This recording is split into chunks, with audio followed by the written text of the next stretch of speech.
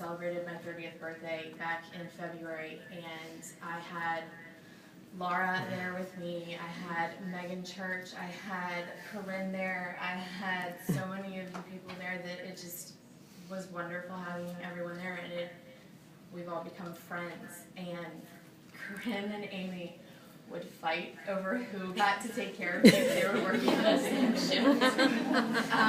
So we knew if Corinne wasn't there that I got Amy, and Amy and I could spend some time together. And my physical therapist, Laura and Megan, really pushed me further than I thought I could.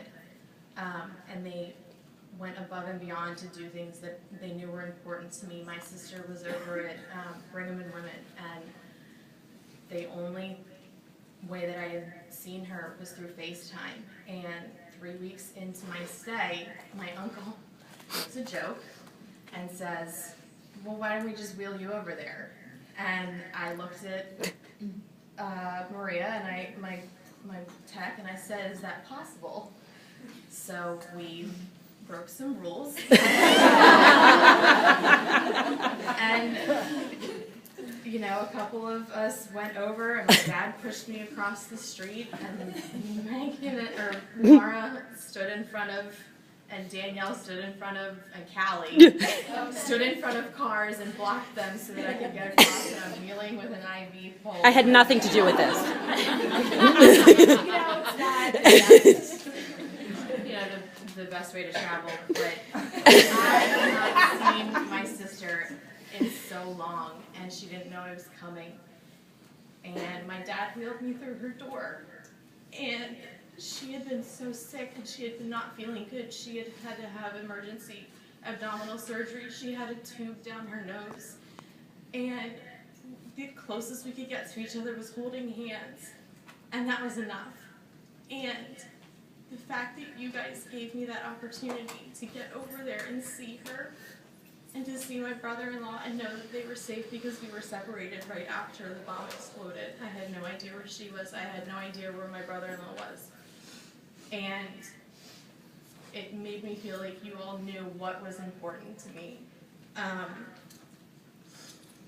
And you also gave me the opportunity to connect with two very special survivors. Patrick was one of them, and he and I became an encouragement for each other when we were out in the hall doing PT, and Laura telling me, come on, roll a little bit more, we'll be okay.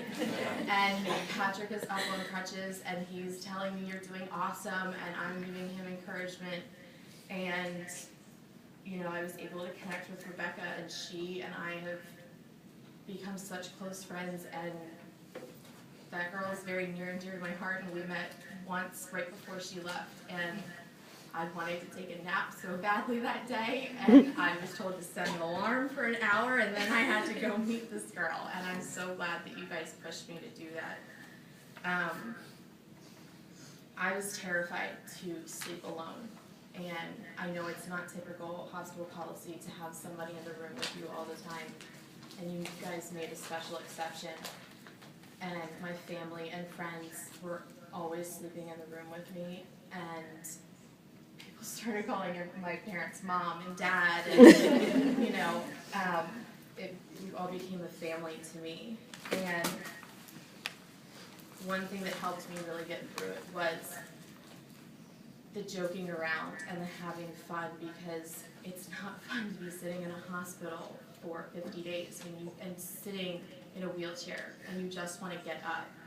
And Laura and I bonded over a very inappropriate sense of humor. So it made it easier, and Corinne and I had a very back and forth banter of, you're doing this, tough luck. I had a shrapnel wound in my left butt cheek, and I had to roll over twice a day, and she kept telling me that I was mooning her. So it was just wonderful to be able to have fun and joke around and get visitors to come in when I needed it. Dr. Kim brought his sons in one day, and Laura brought her 2-year-olds in because she knew I taught 2-year-olds and how much I loved them. Megan brought me,